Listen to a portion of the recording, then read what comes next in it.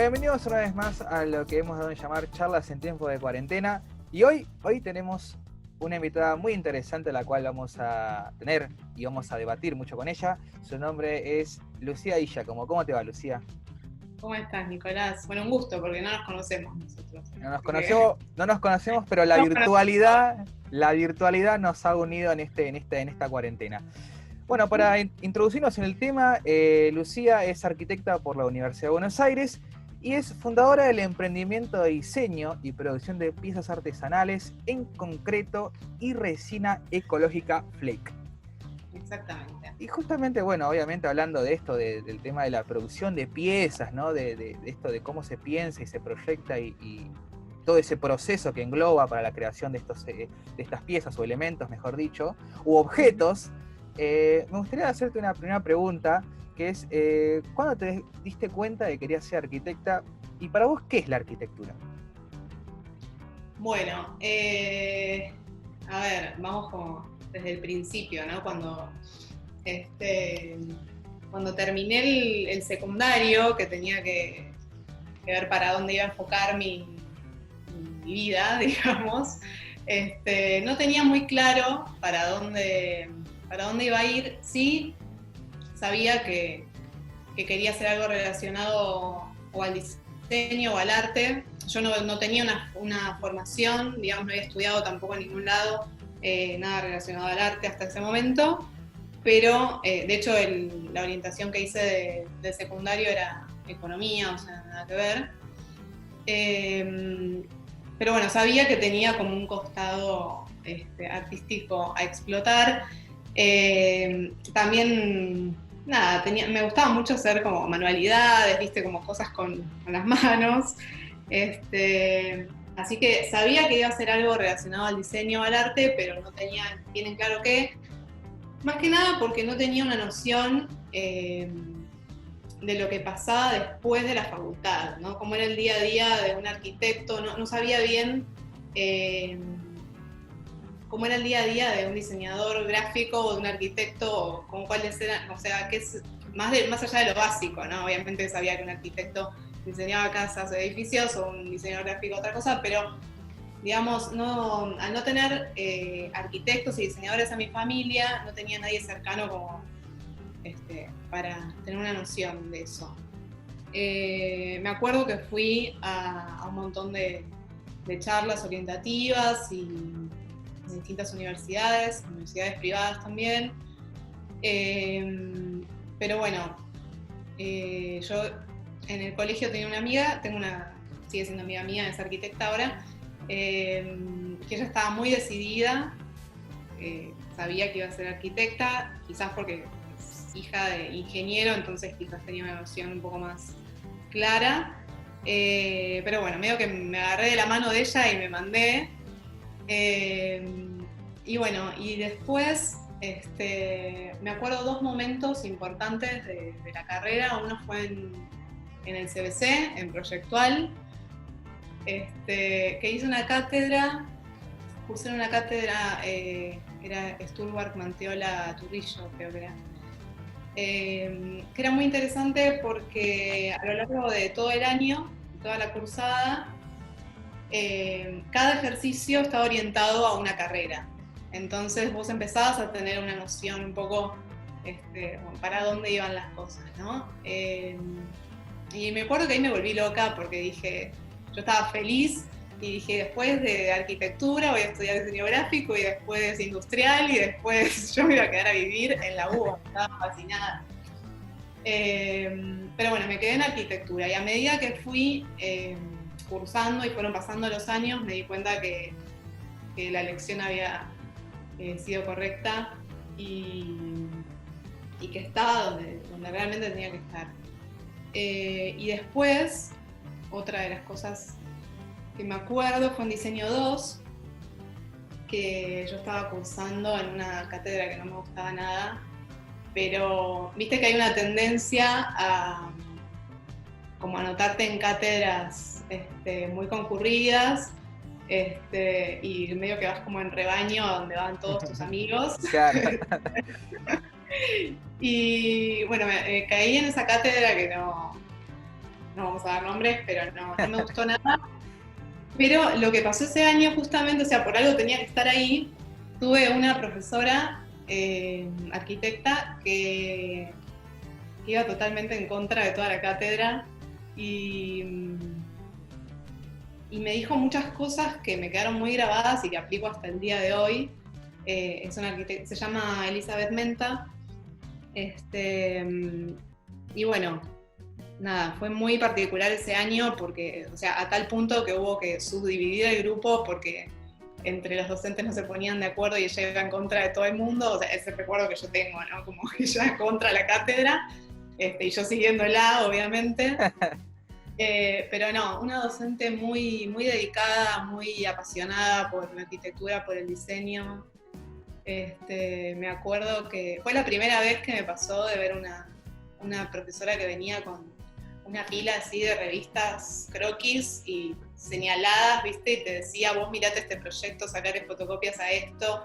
Yo estaba fascinada, o sea, yo quería ser ella cuando me reciba. Y me dijo muchas cosas que me quedaron grabadas, que no sé si las entendía mucho en ese momento, pero bueno, con los años, o sea, al día de hoy, en Fleck mismo me veo aplicándolas.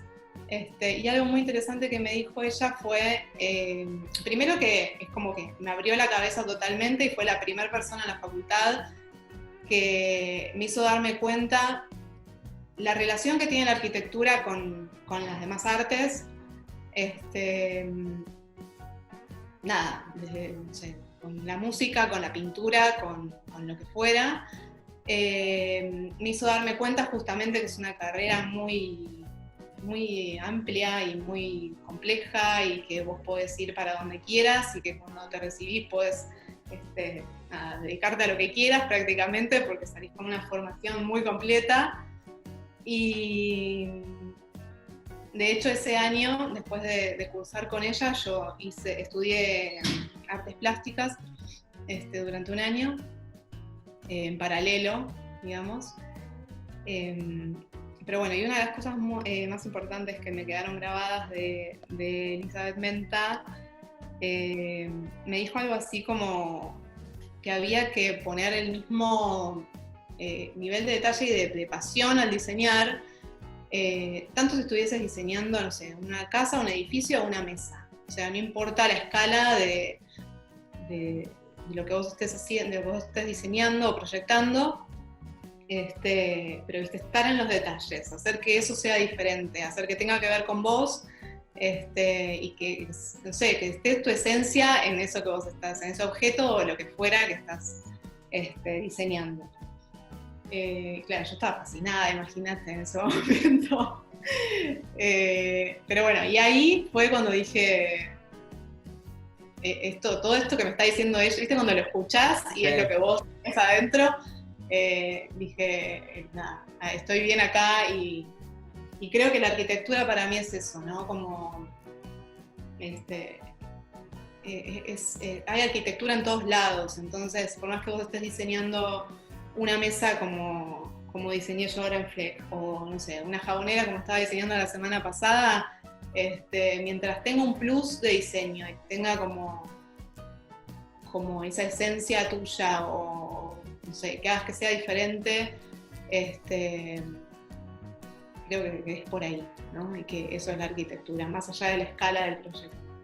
Dios está en los detalles, decía Van der Rohe. Y lo que proponía la Bauhaus era hacer eso, ¿no? Un diseño atemporal y un diseño que se enfoca en el usuario y confort. Entonces es como que no. Ahí creo que Menta tenía un poco de Bauhaus. Como sí, todos. Totalmente. Creo que todos tenemos un poco de Bauhaus, o por lo menos algo de Bauhaus tenemos que tener, porque fue la que reivindicó la arquitectura y el diseño y las artes, y las artesanías con las artes, ¿no? Se unifica las artes con las artesanías, y bueno, por eso hoy supuestamente tenemos la FADU, porque lo que hizo la Bauhaus fue eso. La única carrera que no salió de ahí fue el paisajismo, pero después casi todas son como hijas de esa Bauhaus de 1918 a 1932. Pero justamente eso te iba a preguntar, ya que venimos encaminados hablando de la facultad y de tu experiencia universitaria, a vos cómo, o sea, cómo fue ese proceso mientras más te adentrabas en las materias, en el taller, con los docentes, con tus compañeros? ¿Cómo fue? ¿Fue complejo? ¿La adaptación fue algo bastante accesible? ¿Cómo fue esa adaptación? Y cuando, bueno, obviamente vos contaste cuando te diste cuenta que dijiste, pucha, la verdad que me apasiona esto y me gusta, Sí. pero hasta que te gustó y hasta que dijiste, esta es la carrera, o sea, ¿cómo fue ese proceso? Y después ¿cómo siguió siendo? Bien. No, nunca me pareció complejo, digamos, ninguna materia. O sea, viste, también hay todo un mito de que el CBC es recontra difícil y el filtro del CBC y qué sé yo. No me pareció complejo. Digo, las materias que no tenían que ver con diseño también.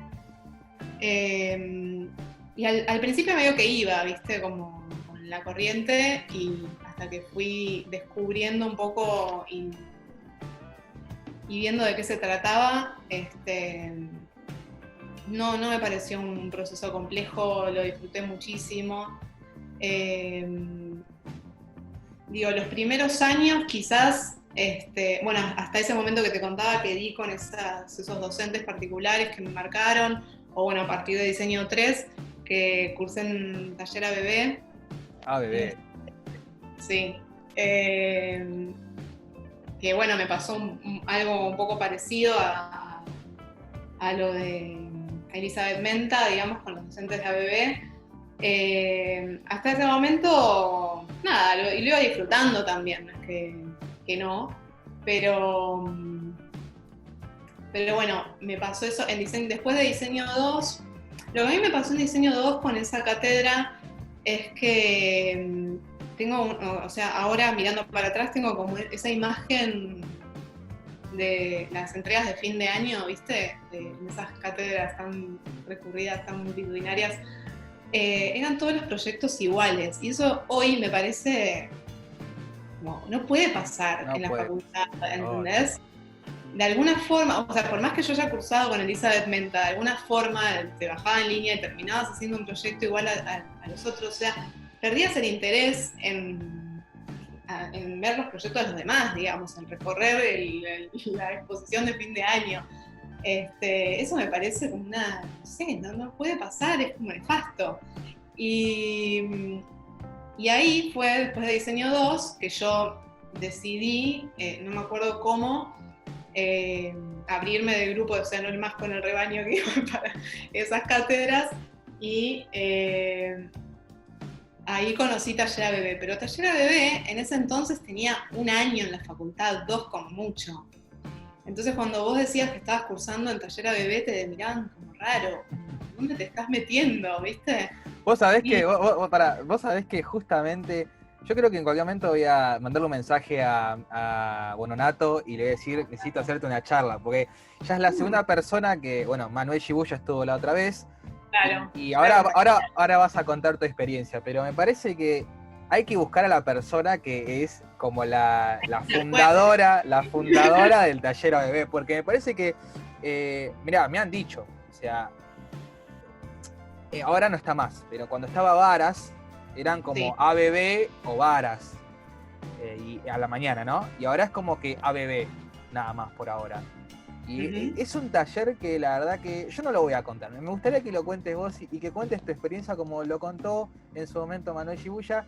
Y me gustaría saber, para vos, justamente, como tu experiencia, para vos, ¿qué es Taller ABB? Porque me parece que es algo muy interesante. Sí, claro. Y me encantaría que tengas una charla con Alejandro, porque bueno, a mí me pasó eso, ¿no? Que era una cátedra muy, muy nueva, muy joven en ese momento, creo que un año o dos, o sea que estaban de titular en la UBA. Y me pasaba eso, ¿no? Que me miraban como, ¿dónde te estás metiendo? O sea, ¿quién lo conoce? Y fue, o sea, hoy te digo que fue la mejor decisión que tomé en mi vida. O sea, si tuviese que volver a cursar diseño, daría de 1 a 5 en taller bebé. Porque, bueno, más allá, como decía Manu, el otro día escuché cuando charlaba con vos de la calidad humana de los docentes y que me parece fundamental.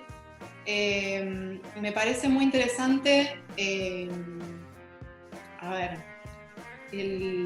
se trabaja mucho con, bueno, esto vos ya lo debes saber, pero con el collage y o sea, el uso de referentes, a ver cómo explicarlo. Era una imagen, o sea, me acuerdo y me dan ganas de hacerlo de vuelta, porque era como entrar al aula y que estemos todos tirados en el piso haciendo collage, y no había, era muy, muy divertido porque durante la primera mitad del año, no, por más que vos estés cursando diseño 1, 2, 3, 4, 5, no importa, las clases eran como unificadas, digamos. Entonces, después los grupos que se armaban eran grupos internivel. Entonces, yo que había empezado diseño 3, tenía compañeros de grupo de diseño 1, de 2, de 4 y de 5 conmigo. Entonces, era muy interesante eso, porque en vez de separar por años, esta cosa de unir enriquecía mucho el aprendizaje. Porque yo terminaba aprendiendo cosas tanto de los de 5 que ya estaban terminando, como de los de 1, ¿entendés? O me preguntaban cosas a mí, y se armaban como, no sé, grupos y charlas y debates muy interesantes. Y mismo con los docentes, porque vos podías corregir con cualquier profesor que tengas más afinidad, quizás, si no es que tenías que ir con tu docente de diseño 3. Entonces era como una gran familia que no había, no estaba sectorizado, digamos, por lo menos la primera mitad del año. Después sí había un enfoque, cada uno con la complejidad que requería el año de diseño que estés cursando, y llevabas tu proyecto, digamos, al nivel que lo tenías que llevar.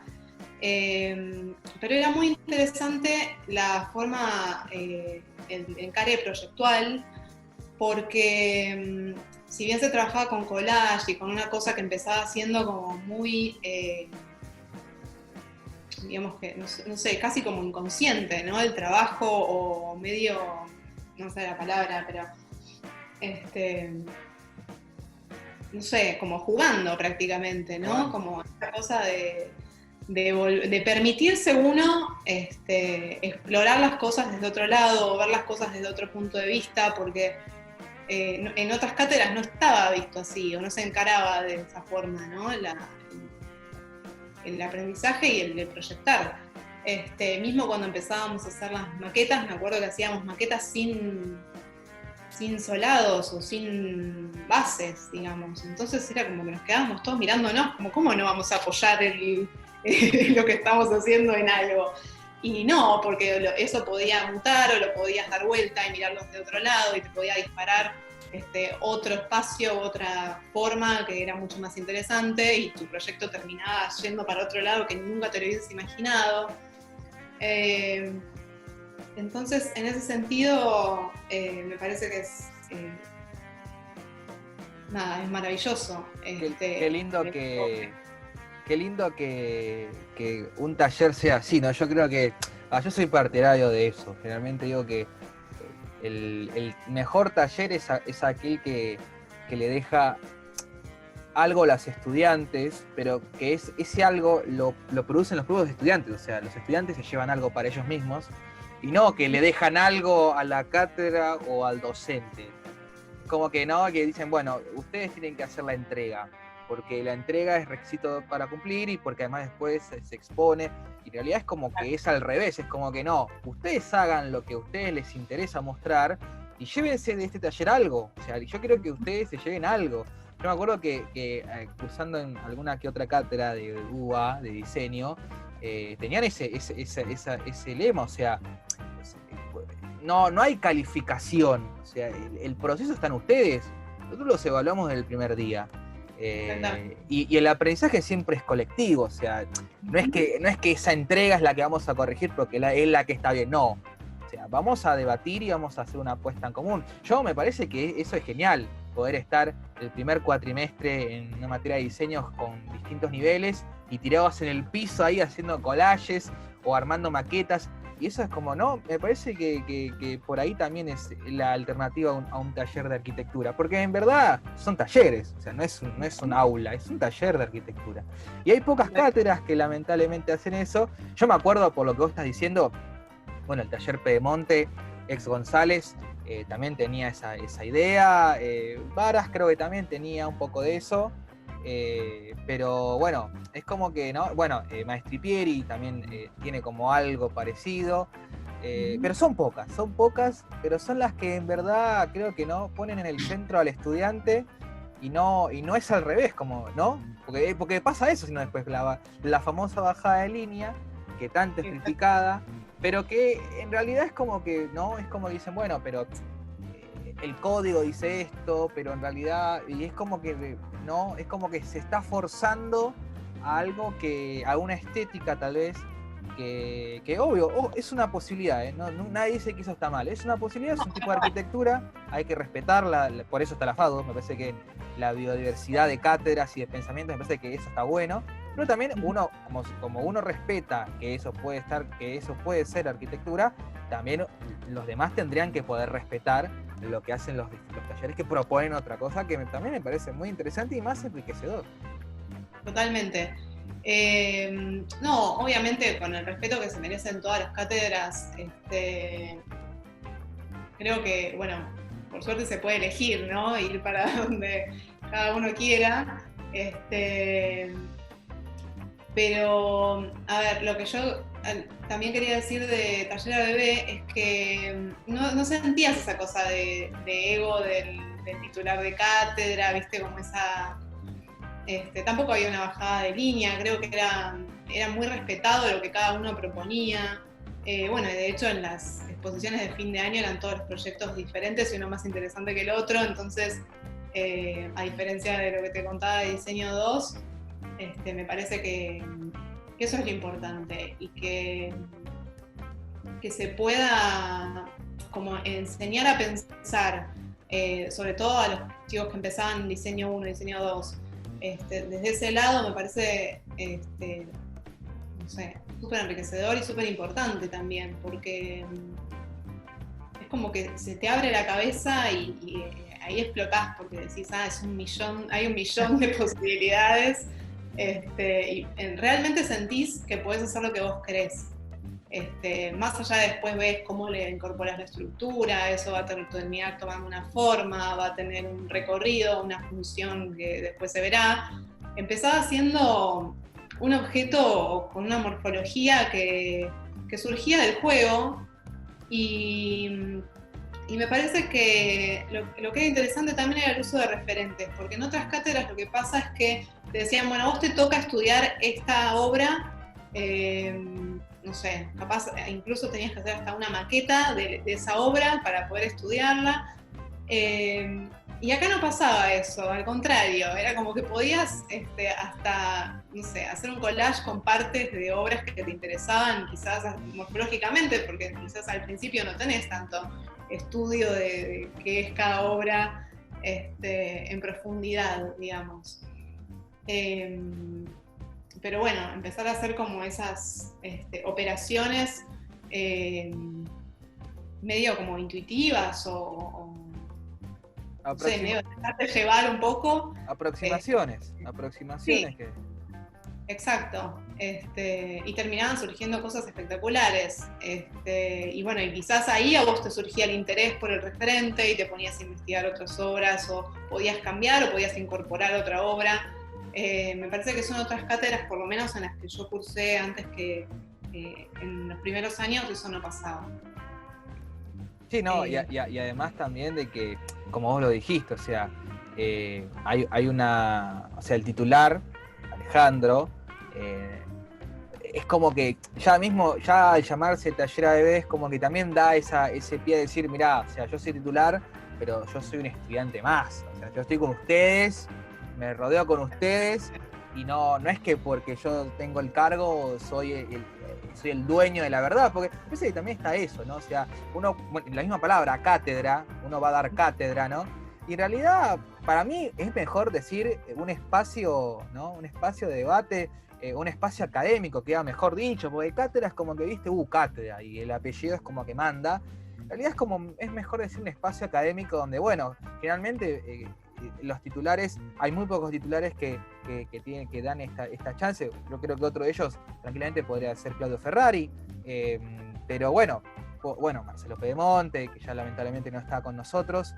Pero bueno, hay miles de titulares donde tratan de decir, no, somos un plantel homogéneo, horizontal, no existe la idea de esto del taller vertical, o sea, es como que no, hay como la pedagogía Waldorf, perdón, donde en realidad esa es buenísima y es muy bueno, porque donde en verdad la persona o el niño que va a estudiar no se da cuenta que va avanzando en niveles, porque se rodea con chicos de otros niveles y no hay muros. Yo me acuerdo, diseñando un colegio en la facultad, cuando estábamos analizando las células, claro, todos teníamos por coincidencia y por culturalización de que el colegio son aulas, todas con muros y con algunas ventanas, y que no había expansiones, donde estaban todos los bancos chiquitos, así, todos pupitres chiquitos, con mirando hacia el pizarrón.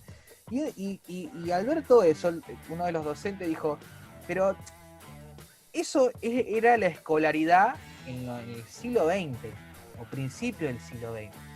Claro. La escolaridad de hoy en día tendría que ser pensada con la unificación, sin muros, con plegables, con bancos que se puedan unir y que sea todo un centro de mesa, y que el docente se una a los estudiantes, o sea, que se acople a ellos y que se siente con ellos. Entonces, como que no, hay una idea que los estudiantes puedan tener clases al aire libre, que haya una expansión. Son todas esas cosas, ¿no? Que se están poniendo hoy en debate, y que bueno, hoy en día, cuando no sé cómo, si seguís en FADO de alguna manera atada a FADO o no, pero, o si tu hijo o tu hija, pensar la escolaridad después de la pandemia es un tema bastante complejo. O sea, las escuelas y las universidades van a tener que ser, no digo reformadas totalmente, pero alguna reforma o alguna intervención tiene que haber, porque ya no se va a poder, a pesar de que haya vacuna o no, ya va a haber otro tipo de tipo de educación arquitectónica, por así decirlo.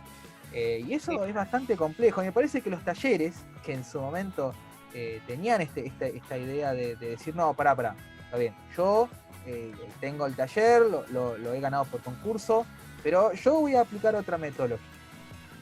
Lo único que pido es que me respeten el espacio. Entonces, si tuvieron la idea y la innovación de poder tener otra metodología diferente a las demás, me parece que eso también ayuda hoy en día a decir, bueno, ahora hay que ver cómo eso lo aplicamos y qué es lo que podemos aportar nosotros para que en la vuelta a la FADU, que seguramente va a ser en mitad del 2021, esperemos, si no va a tener que ser en el 2022, sea con toda esta misma diversidad. Bueno, y justamente hablando de eso, hablando del tema de los procesos proyectuales y de tu formación como arquitecta, que me parece muy interesante y muy enriquecedor, yo quisiera saber cómo es que desembocás en tu propuesta, en tu emprendimiento, y quisiera saber también por qué elegiste el nombre Fleck. Bueno, a ver. No, Fleck surgió, primero que no era Fleck, nunca surgió como una idea de emprendimiento, ni mucho menos. Surgió como algo muy personal. Yo estaba en un momento de mi vida muy particular. O sea, surgió básicamente de la necesidad de equipar este departamento y de cero. De apropiarme del espacio, ¿no? Como, o sea, siendo arquitecta, te digo, como básico, como apropiarse del espacio, hacerlo tu hogar, no sé, es tu lugar, donde sos vos mismo, tu refugio, no sé. Y bueno, me acuerdo que yo venía, en una situación muy particular, recién me había separado, tengo a mi hijo, y no tenía nada. Entonces, comprarme una mesita de terrazo no era prioridad, digamos. En ese momento se empezaba a ver el terrazo aplicado en mobiliario. Creo que algo habías hablado de terrazo Con Rorrico, con Rosana. Con Rosana. Recién se empezaba a ver terrazo aplicado a mobiliario o de una forma mucho más moderna, digamos, que el mosaico granítico que, no sé, del piso de la abuela, digamos. Pero bueno, no era prioridad y yo necesitaba tener cosas acá que me hagan feliz y que y bueno, dije, yo soy muy de, bueno, si no lo puedo conseguir de alguna manera, lo hago yo. Y bueno, y empezó por ahí, empezó como, bueno, me voy a hacer una mesita y, no sé, con alguna baldosa de mosaico granítico y ver, o sea, a buscarle la vuelta. Yo todo esto trabajaba en un estudio. Y bueno, empezó como eso, ¿no? Como empezar a armarme mi mobiliario de la manera que podía y básico, digamos, ¿no? Como para empezar acá. Y claro, cuando me puse a investigar no encontraba nada que me guste. Primero, acá, o sea, de lo que se hacía y que era accesible, no encontraba nada que me guste. Y bueno, cuando me puse a investigar y a ver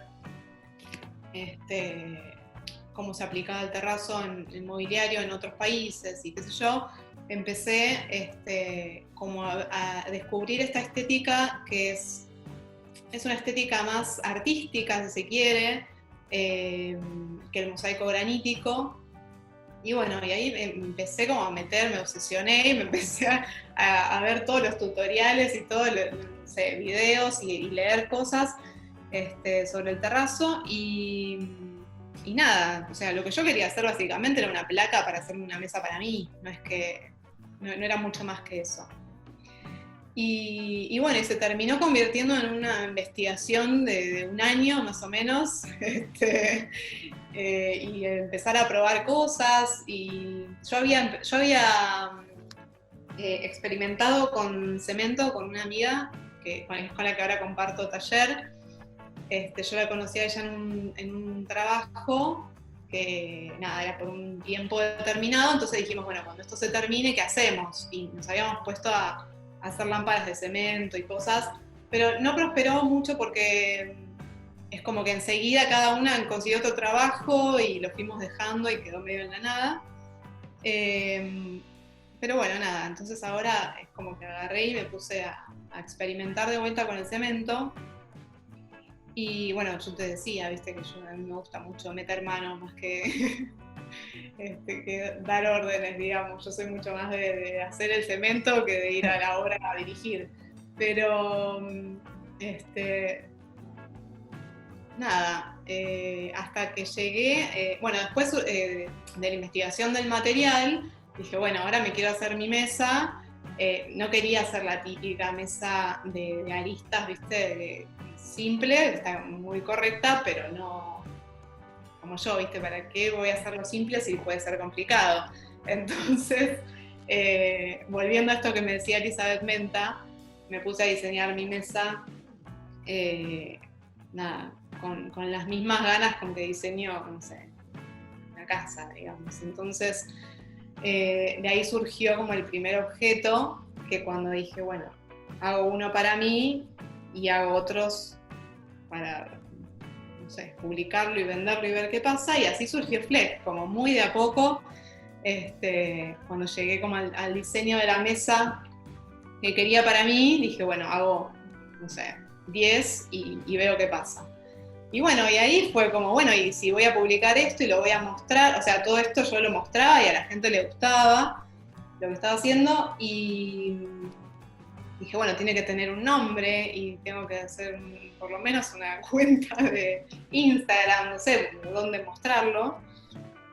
Y bueno, y Flex surgió el nombre de... No hubo muchas opciones de nombre, en realidad.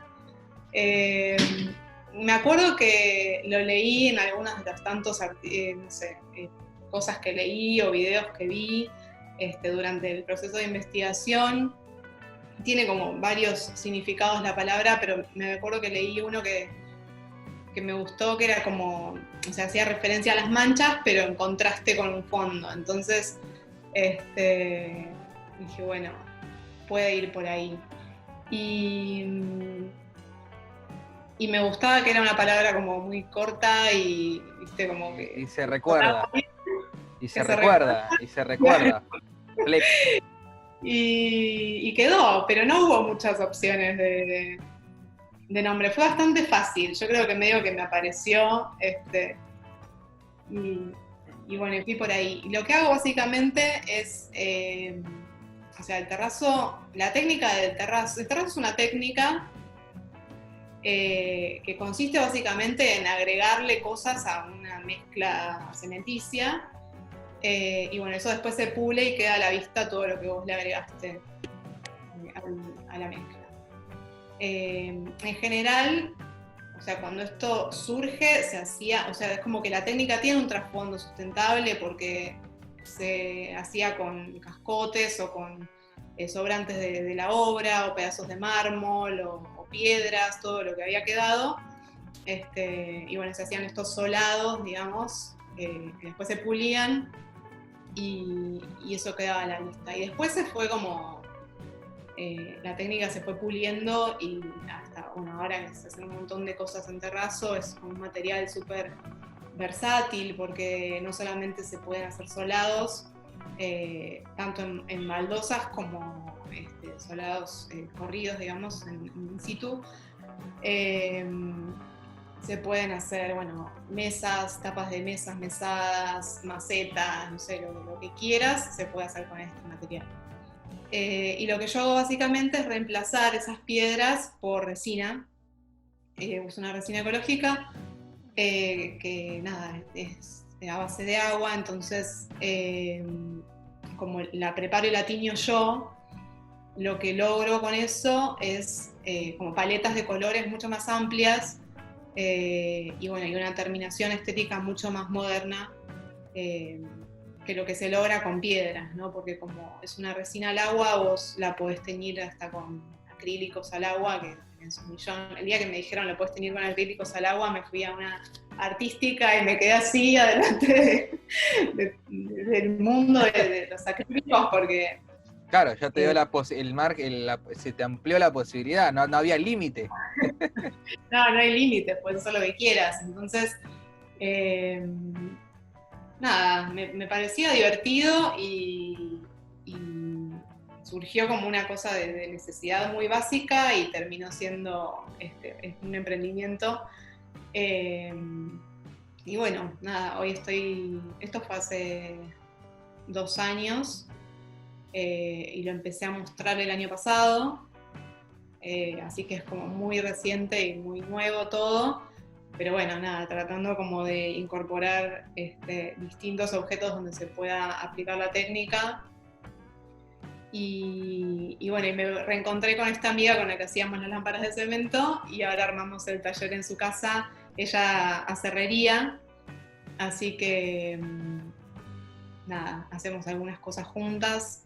Estamos arrancando, pero la idea es hacer algo juntas también. La verdad que a mí es increíble que el emprendimiento, o mejor dicho, el surgimiento de Fleck haya sido en tu casa. Yo siempre digo que la arquitectura son experiencias. Uh-huh. Y me parece que me hace acordar, me acuerdo de esto que decís que llegaste a tu nuevo hogar y hiciste de un sitio un lugar, porque bueno, eso es lo que hace la arquitectura y el arte todo el tiempo, y el diseño también, o sea, apropiarse de un lugar y hacerlo tuyo. Eduardo Chillida lo que hacía era eso, era de hacer un sitio un lugar. Entonces es como que, bueno, su famosa escultura del peine, ¿no? En esas rocas, hacía un sitio un lugar. Básicamente lo que hacía era intervenir en ese lugar y hacerlo propio. Y justamente esto de las experiencias y de probar, me vas a acordar la anécdota de una arquitecta que la conozco y que he ido ahora a ver también lo que hacía y su trabajo, y la verdad que es muy bueno. Y ella, me acuerdo que me decía, mira, este es el quinto yesero que contrato para que me para que venga acá la obra y termine esto, porque ya es, digo, quinto de cero, digo, pero pará, digo, es su primera vez en la obra.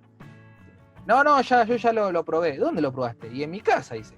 Yo no puedo, o sea, yo antes de que venga mi obra, yo tengo que probarlo. ¿Dónde? En mi casa.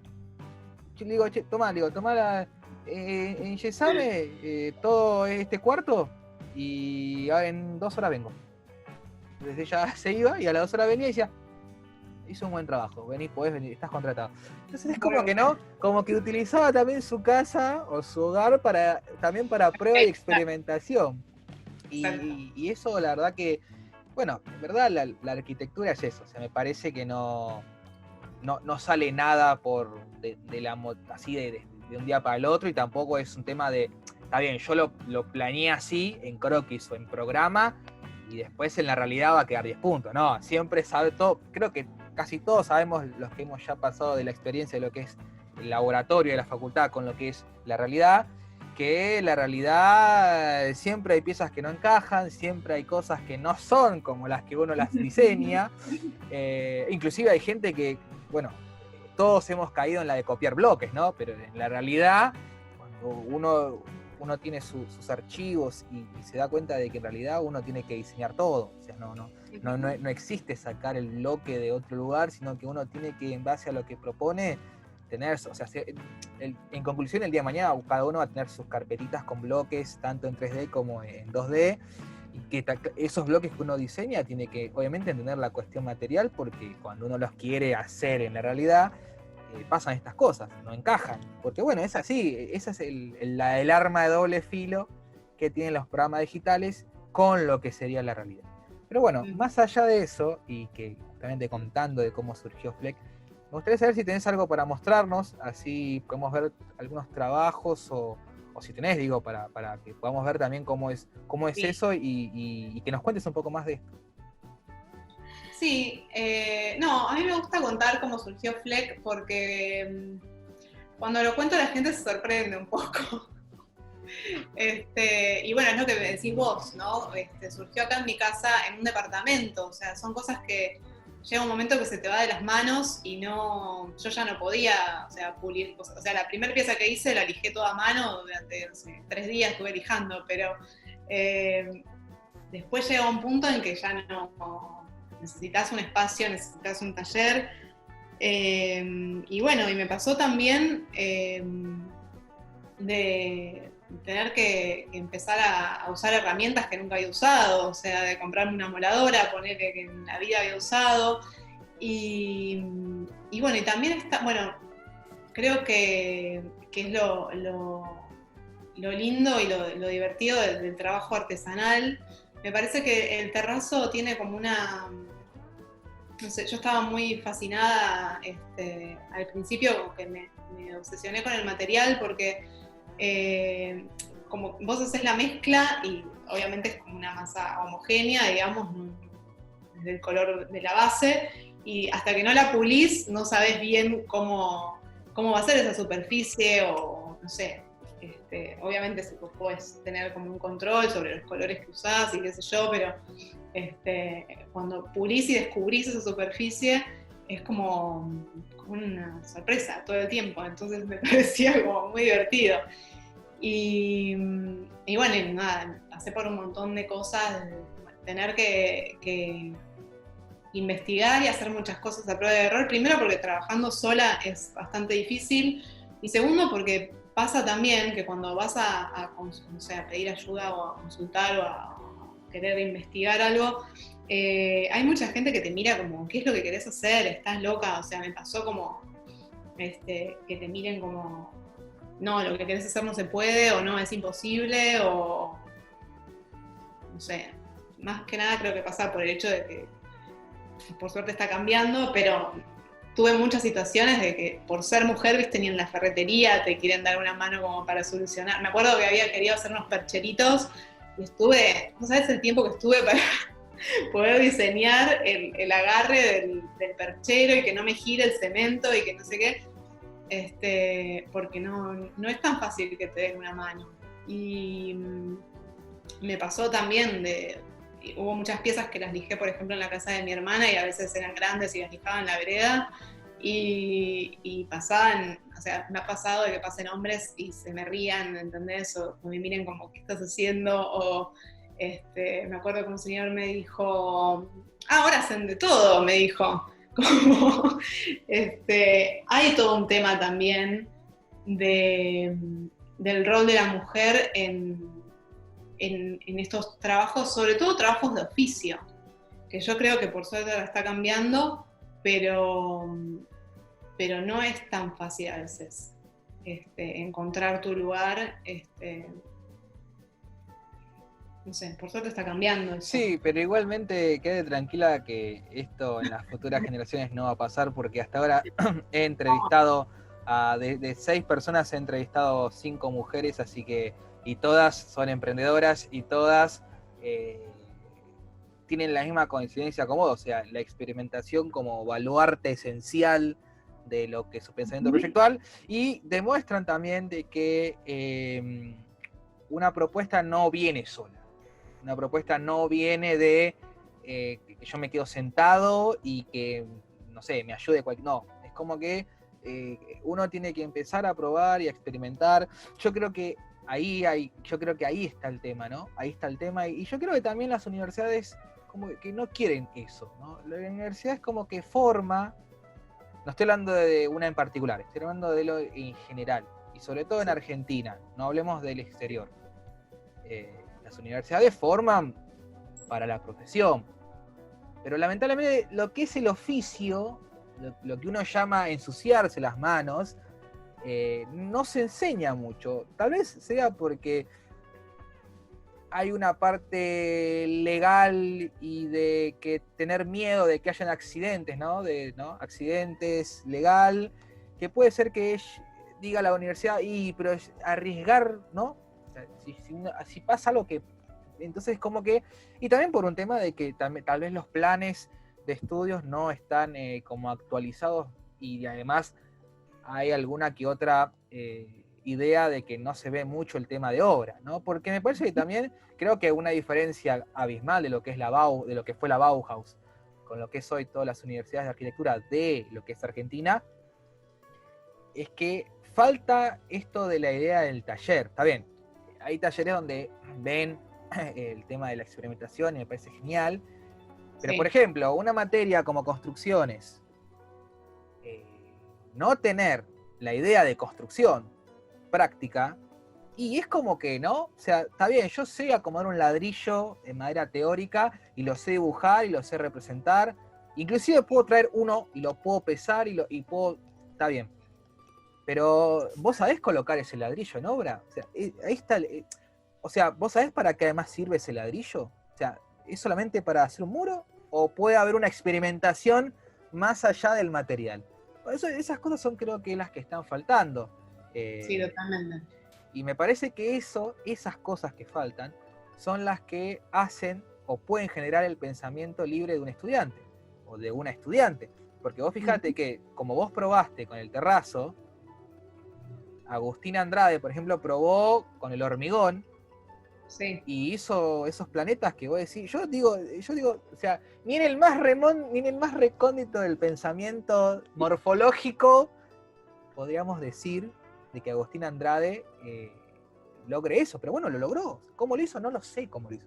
Ella experimentó. Y me parece que, está bien, ella lo experimentó fuera de la universidad, ¿no? Lo experimentó, y vos también lo experimentaste, tu Fleck, las cosas que vos hiciste las experimentaste fuera de la universidad. El tema es el siguiente, es que eso se tendría que tranquilamente poder dar en la facultad. El tema es que, bueno, como siempre, como lo digo, hay cosas que no cierran, hay cosas que tal vez es mucho más, es duda, es responsabilidades, y por eso yo creo que la Bauhaus ha muerto en el 32, 1932, en 33, y murió ahí. O sea, no hubo otras escuelas, hubo otras universidades, pero me parece que la práctica dentro del taller, poder hacer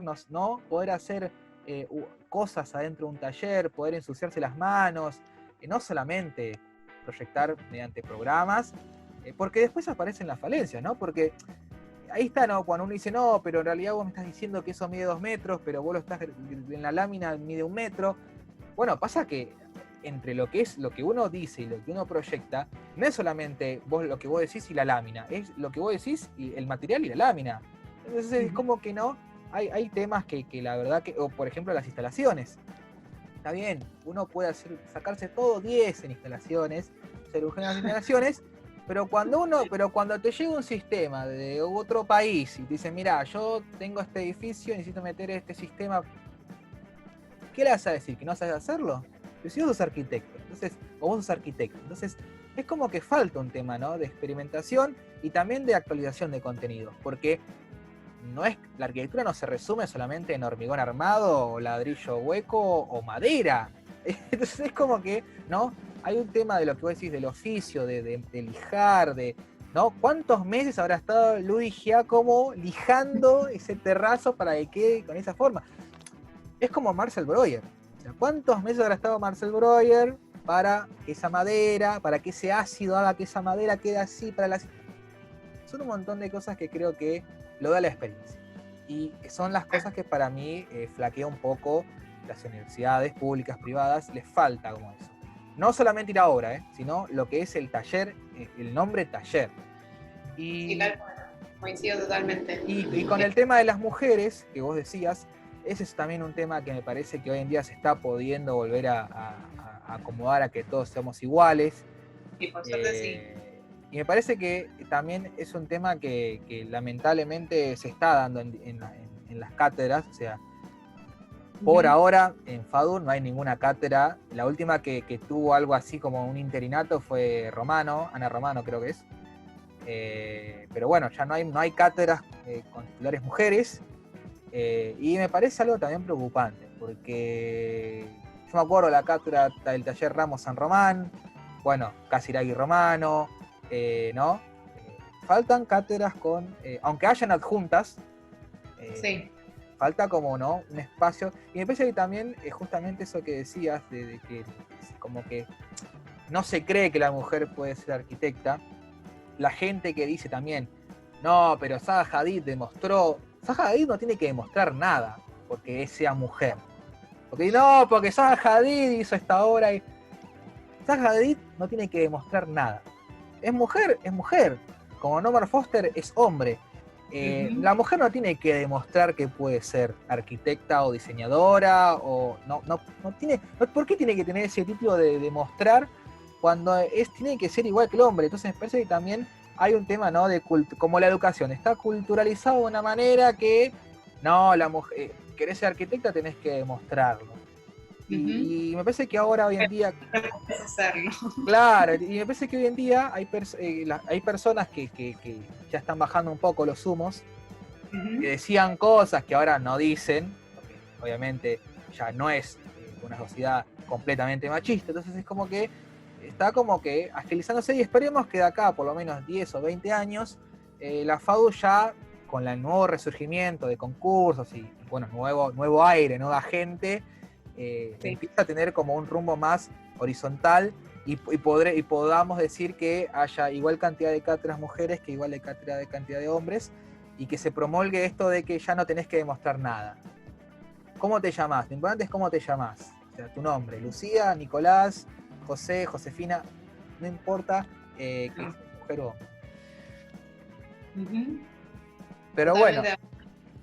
Pero bueno, si querés mostrarnos algo de lo que haces en FLEC, así podemos ver cómo es ese proceso y qué resultados obtiene. Vale. Buenísimo. Bueno, yo acá separé unas fotos. Espera.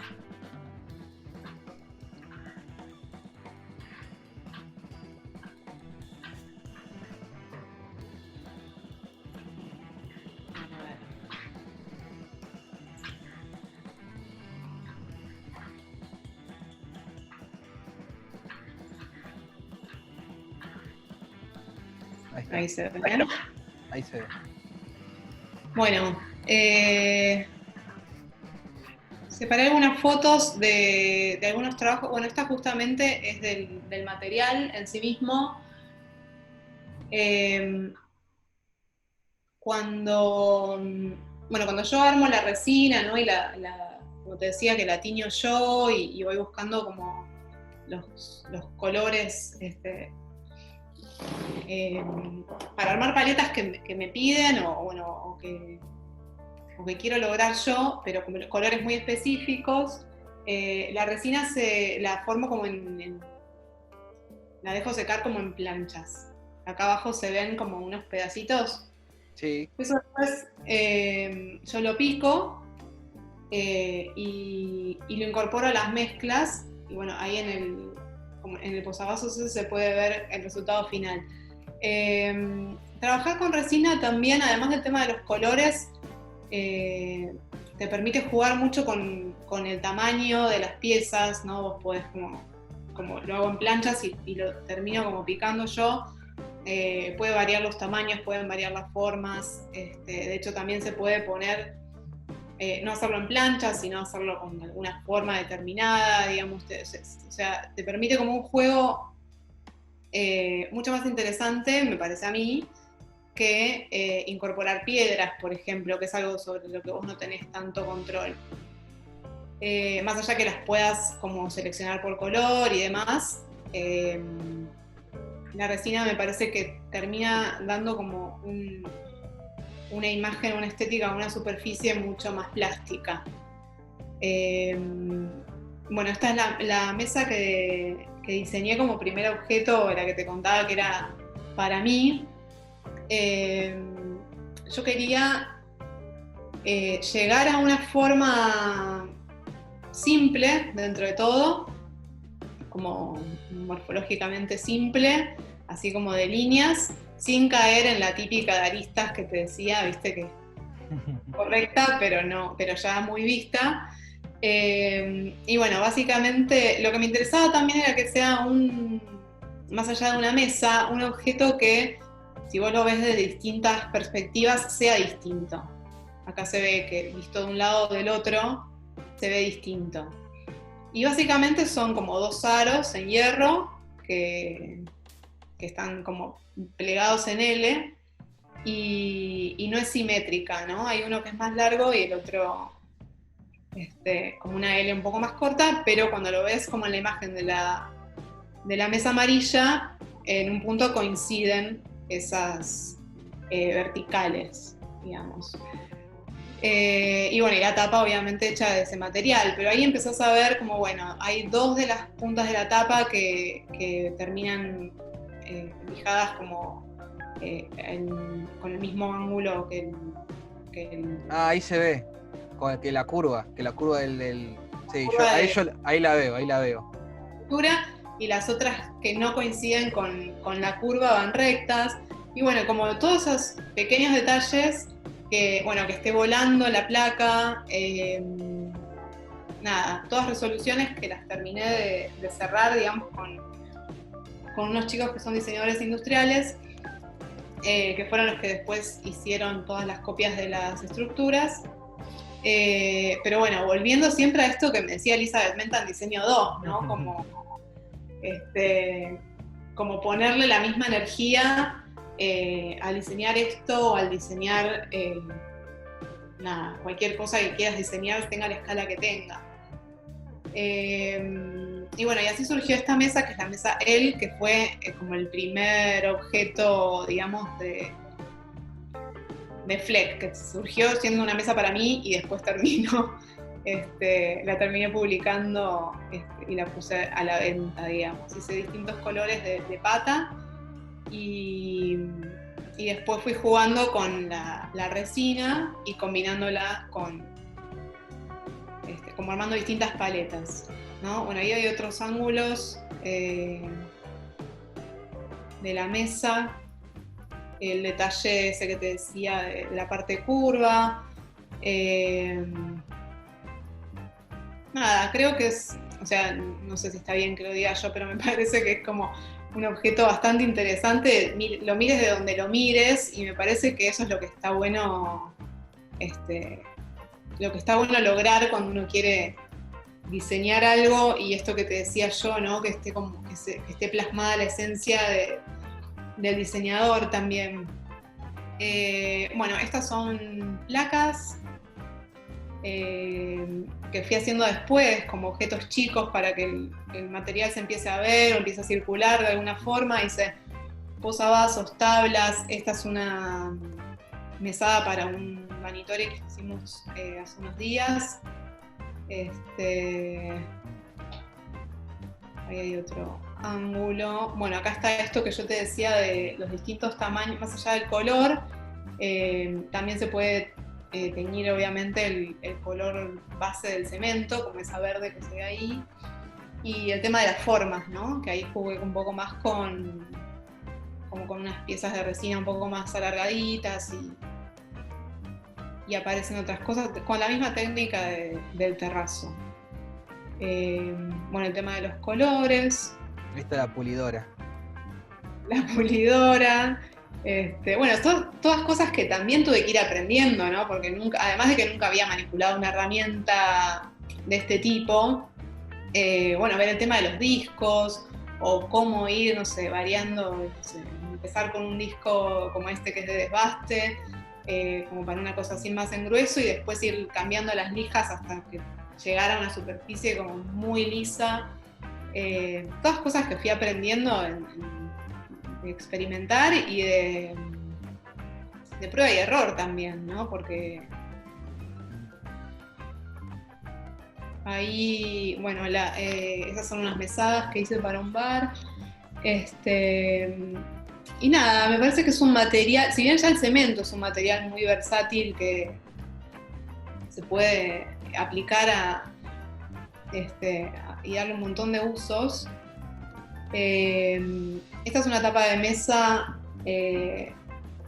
la de la silla no, la otra, esa la hicimos con Rosana Rico para una mesa de ella. Rosy querida. Sí. Bueno, a Rosy la conocí me parece eso también maravilloso, ¿no? Como empezar a vincularte con gente que quizás si yo no hubiese empezado con Fleck, no hubiese conocido a un montón de gente, como por ejemplo Rosana, que además nos dimos cuenta cuando empezamos a hablar que vivía acá a la vuelta. y nada, viste, como empezar a conocer gente que está un poco en la misma, o que quizás comparte tu misma línea de pensamiento, o que también está experimentando con otras cosas, o que pueda de alguna forma potenciar tu trabajo, ¿no? Porque yo recién empezaba y ella me dijo, me encanta, hagamos una mesa, y salió. Creo que fue una de las primeras mesas que hice. Y bueno, ¿no? Como eso, vincularme con gente que hace cosas muy interesantes y que quizás de otra forma no le hubiese sucedido. Bueno, esto también... No, además, yo cuando yo vi por primera vez Fleck, el Instagram, y estaba ahí scrolleando, viendo toda la producción, sí. no, o sea, mirá cómo fue mi mente, que yo pensé que eras algo de Rosana Rico, porque, o sea, hay similitud y no similitud, habían cosas, sentimientos encontrados en las cosas que veía, por el tema del trabajo de los materiales. O sea, yo veía esas paletas que vos ponías, esas como veo ahora, y yo digo, o sea, yo en un momento pensé, o sea, es genial esto, pero digo, ¿quién fue primero, Fleck o Rico Studio? Porque claro, no. Y otra cosa es que lo que antes de que sigas, que me parece muy interesante, todo lo que hemos visto hasta ahora me parece genial. Porque, por ejemplo, en la primera que mostraste, la mesa, vos querías lograr algo con diferentes versiones. Eso es genial, yo la verdad que lo veo y digo, cumple lo que en verdad está diciendo. Pero también da la idea de que uno lo recompone, o sea, uno recompone un cubo o un rectángulo con la vista. O sea, está desmaterializado el ángulo, por así decirlo, pero uno... lo puede recomponer mediante, o sea, puede llenar esos espacios vacíos que no están, pero están, uno cuando lo ve. Y también el tema de eso que tenía Le Corbusier en su momento, y Van der Rohe también, el neoplasticismo, eso de que una cosa no toca la otra y quedan como a centímetros, pero no lo tocan. Entonces es como que vos decís, o sea, pero lo toca o no, entonces queda como ahí, ¿no? Y eso y de lo que vos decías, de pensar los detalles, me parece que eso es fundamental. O sea, está bien, tal vez vos y yo y los que también tengamos alguna coincidencia en el pensamiento, es un pensamiento. Hay gente que no le importa mucho, es como que, bueno, yo diseño una obra de 20 pisos, no me va a importar cómo va, cómo va el mobiliario, ponele. Yo compro mobiliario y punto, se acabó. Pero hay otro pensamiento, como ahora vos estás contando, o también algo que yo comparto, me parece que hay que pensar las cosas uno en uno y de que hay que diseñarlo, porque no se trata de la originalidad, porque viste, muchos dicen, no, pero pasa que vos querés ser original, no se trata de la originalidad, se trata también de la necesidad, ¿no? O sea, vos haces un mueble porque vos necesitas algo, o el usuario que te está pidiendo necesita algo. Entonces es como que también vos tenés que enfocarte en la necesidad y también poder hacerlo te saca esas barreras de decir, no, yo lo compro en Easy, ¿no? Como una vez yo me acuerdo que estaba en un taller y el docente, viendo todas las entregas, dijo, la verdad que está muy bueno logrado el tema de la construcción del sistema, de la espacialidad, pero lo opacaste poniendo ese mueble que lo compraste en Easy. Claro. Y tiene razón, porque o sea, ese mueble no pertenece al sistema. Es como que no. O sea, metés un mueble que lo compraste en Easy. Entonces es como que, está bien, es un pensamiento, pero me parece que es muy válido, porque para el que quiere ser emprendedor o emprendedora y quiere buscar su arquitectura, como decía, siempre lo digo esto, como le decía Martín Uberman, elegir nuestra propia arquitectura, tiene que pensar en esto, porque yo imagino que ahora que vas a ir contando, todo esto, yo no sé cómo es tu proceso, si vos primero te chocás con la realidad o primero vas a los programas, bueno, o propiciás, pero lo importante de esto es la experimentación uno en uno y ver los detalles a más no poder, o sea, ser como detallista hasta lo más mínimo, y me parece genial eso. Exacto. Sí, eso es como, yo soy así, o sea, si no estoy en los detalles, como decís vos, viste, no puedo ir a comprar un mueble ahí, sí, puedo poner a diseñar algo mucho mejor. Pero no pasa por un tema de que sea mucho mejor, es como una necesidad, viste, de poder plasmar otras cosas, no sé, bueno, esto que vos decís de la experimentación. O sea, mi proceso depende. Por ejemplo, con esta mesa estuve mucho tiempo tratando de llegar a que morfológicamente se pueda ver todo esto que te estoy contando, que yo pensaba sobre el diseño. Pero bueno, después todo lo que tiene que ver con el material y esto de las formas y de las paletas de colores y demás, eso es todo la práctica, digamos, es todo lo que no hice en la FADU, digamos, es lo que decías recién. A mí me parece muy básico que, o sea, si todas estas cosas yo las hubiese podido explotar dentro de la facultad, no sé dónde estaría hoy yo, ¿no? Como, me parece muy importante poder meter mano. Hay gente que no le interesa igual también, pero me parece que está bueno que exista la posibilidad de hacerlo. O sea, yo, Lucía, decía como no puedo entender cómo salí de la UBA sin haber hecho cemento en mi vida, ahí adentro, ¿entendés? Prácticamente.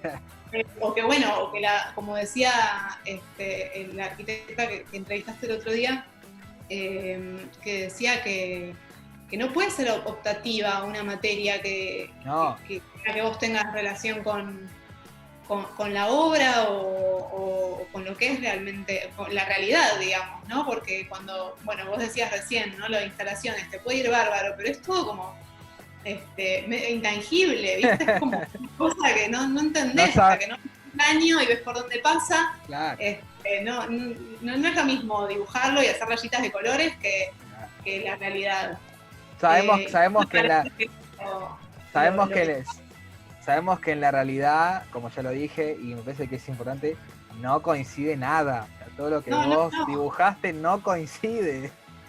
No, y de hecho no estaba tan errada. Yo te empecé contando que antes de saber, digamos, de qué iba la arquitectura, yo no tenía una noción de cómo era el día a día de un arquitecto. Y hasta que no terminé de cursar y me recibí y empecé como, bueno, yo venía trabajando también en paralelo durante la cursada, pero digo, hasta que no tenés como esa oportunidad ver cómo son realmente las cosas, como la vida real, digamos,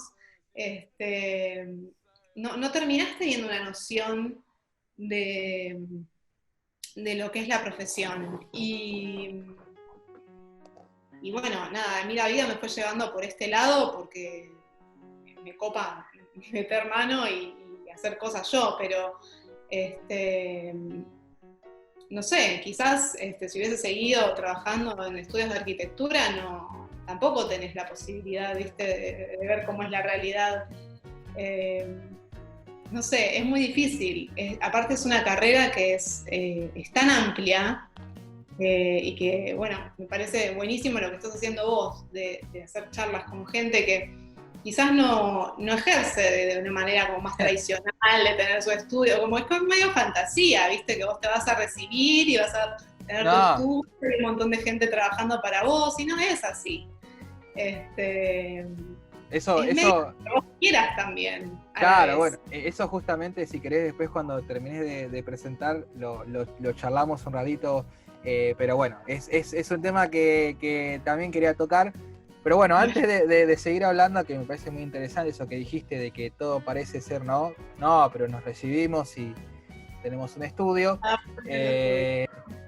Bueno, me gustaría que sigas contando porque justamente estabas hablando de las diferentes, bueno, que habías conocido a Rosano Rico, hicieron un par de proyectos juntas y después, bueno, empezaste a mostrar estas imágenes donde acá cambian la escala del objeto. Yo no sé si vos lo llamás objeto, porque bueno, eso es el problema que tuve una vez con Rosana, porque Rosana me decía, no es un objeto. Es un objeto indefinido, o sea, es como que, viste, ahí me mató, porque ¿cómo es un objeto indefinido si es algo indefinido? Bueno, me No, gustaría bueno, saber. tú piensas quizás, porque me parece, bueno, esto justamente tiene una escala muy chica, es lo más chico que hago, este, es como un tamaño de posavasos, pero, a ver, voy a seguir pasando que no me acuerdo. Ah, bueno, creo que esta es la última. Eh, Nada, me parece que al poder uno manipular un poco el tema del color y las formas y demás, o la densidad también, porque ves que estas tienen como mucho más resina que las otras, como que terminan siendo, nunca hay una pieza igual a otra, como todo trabajo artesanal. Bueno, y esta última es de una de las jaboneras que había estado No, es que parece un jabón. O sea, yo lo veo así, o parece una tableta de chocolate blanco. Sí, no, ahora mutó y ahora tiene otro diseño, que ahora en breve ya lo voy a mostrar, pero bueno, estuve trabajando en eso también. Esa fue una prueba de trabajar todo en resina, o sea, lo blanco no es cemento, sino que también es resina. Y O sea, que sería todo ecológico. sí, y, y bueno, me parece, se integra mucho mejor el material al ser lo mismo. La terminación es distinta, es mucho más lisa que el cemento, que es poroso. Pero bueno, nada, es como que ahora, o sea, en un principio mi idea era trabajar todo en resina, pero por un tema de costos también empecé a hacer pruebas con cemento, sobre todo para placas que son más grandes. Pero bueno, ahora la experimentación va por este lado de piezas chicas y en resina íntegras. Yo quisiera hacerte ya que finalizaste, o no sé si tienes algo más para decir, yo quisiera hacerte unas preguntas, ya que mostraste toda esta producción, y algunas preguntas específicas. Sí. Los moldes para estas piezas, porque yo veo que al principio empezamos con piezas ¿no? Cuadradas o rectangulares, después empezamos a ver unas piezas redondas y ahora tenemos como algo de experimentación y un poco más ya más metido en el tema, algo con algunas caladuras. Me gustaría saber, o sea, cuáles son esos moldes, o son moldes, o cómo los trabajás en ese sentido, para que te quede en la forma que vos querés. Depende la pieza que haga. Por ejemplo, la de las mesas, esta que yo te decía, la voy a volver para atrás, la de la mesa L, que tienen, bueno, dos de los lados de las esquinas son curvas y dos no, y qué sé yo. Eso había hecho un molde especial, ya con esa forma, digamos, unos milímetros más grande para después poder pulir también los bordes, pero que ya tenga Pero digamos. ¿en madera? O sea, ¿el molde es de madera? ¿De qué material es el...?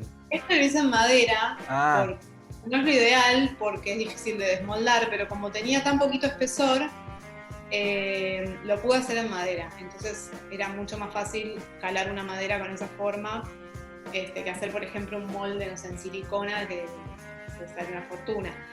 Después, no sé, cuando empecé a hacer las placas redondas, por ejemplo las de bandejas y eso, uso mucho los platos de las bases de las macetas, ¿viste? Que son plásticos.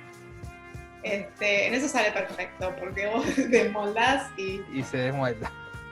Mientras sean moldes flexibles para el cemento, lo ideal es que sea flexible y obviamente uso algún desmoldante o vaselina o algo para que no se pegue la pieza y salga más fácil. Y en el último... Después, por ejemplo, estas mesas que eran para un bar, el molde de la mesada, esta del baño, me lo hizo mi amiga Alejandra en hierro. Que como el cemento contrae un poquito cuando seca, después de que fragúa, lo pude sacar fácil también, pero bueno, tampoco es ideal el hierro porque es bastante rígido. Pero bueno, era una placa muy grande. Y después, por ejemplo, esta mesa que es de un bar, también hice un molde especial en hierro, que era una planchuela como cilindrada, pero que se abre. Entonces la es un tornillo y cuando abrís para desmoldar se despega y sale perfecto. Depende, no sé. También depende si vas a hacer muchas copias, porque quizás, por ejemplo, estas mesas que son más o menos estándar de 50-60 centímetros, es un molde que lo podés volver a usar. O sea, es muy probable que tengas otro proyecto con alguna mesa de ese diámetro. Pero si es algo muy particular para una sola vez, quizás conviene, como por ejemplo la mesada, armarlo en hierro, que después, no sé, ya lo soldó, pero se puede volver a abrir y volver a usar para otro molde. Y después las piezas chicas, bueno, por ejemplo la jabonera que estoy haciendo ahora, hice un prototipo con un molde que lo hice no sé, en cartón o con cosas que tenía acá, y después eso para hacer otras copias lo voy a tener que hacer en silicona, porque es como el material que te copia la pieza más fiel y puedes hacer las copias que quieras. Pero bueno, depende cada proyecto. Es un poco ir viendo ahí cómo se resuelve de la mejor manera posible. Es muy, muy interesante eso, ¿no? Porque uno cuando ve los productos ve como el resultado final, ¿no? Es como una película. Uno ve la película, paga para ver la película, pero nadie sabe que tardó 1 año o 2. Nadie sabe que las escenas se hicieron por toma y que hubo equivocaciones, hubo risas, hubo entretenimiento y también hubo seriedad. Es como que, ¿no? Esas cosas, ¿no? Contar que esto lo obtuviste mediante un molde que lo fuiste armando, es como, ¿no? Es como contar el backstage de una película, y me parece genial porque básicamente es lo que en realidad los emprendedores les pasa. Porque, o sea, es como que tienen una idea, la materializan, les va a costar materializarla, primero no saben cómo la van a materializar, y después, bueno, ¿no? Van encontrando, como creo que me gusta una palabra siempre que decía un docente, ustedes no tienen que modificar, tienen que reajustar cosas. No es que esto está mal y todo mal, no. Tienen este modelo, bueno, reajustenlo, vean qué cosas va, qué cosas no. Entonces como que se va produciendo, ¿no? un diálogo entre lo que vos estás haciendo y vos, ¿no? ¿Cómo es? O sea, le haces preguntas, eso me parece también genial, le haces preguntas al objeto, es como que, eso es que también me parece un punto fundamental. Yo me acuerdo de un docente que una vez me dijo, vos en vez de hacer algo, le estás sumando problemas a algo, cuando en realidad vos tenés que ser más simple. Claro. ¿Por qué le sumás problemas? El objeto no quiere ser. Claro, ¿por qué le sumás problemas no sé, al conjunto de viviendas cuando en verdad... ¿Por qué no le preguntás al conjunto? Yo sé que suena raro. ¿Por qué vos no le preguntás al conjunto qué es lo que quiere y qué es lo que más primordial que puede tener un conjunto para el usuario? Antes de seguir agregándole cosas que al fin y al cabo son problemas que le sumas.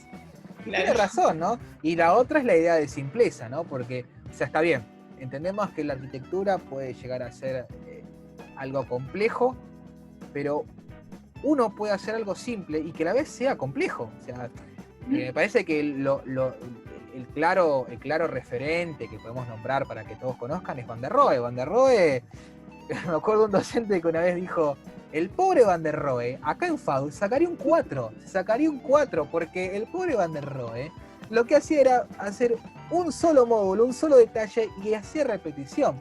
Entonces, el pobre Van der Rohe sacaría un 4.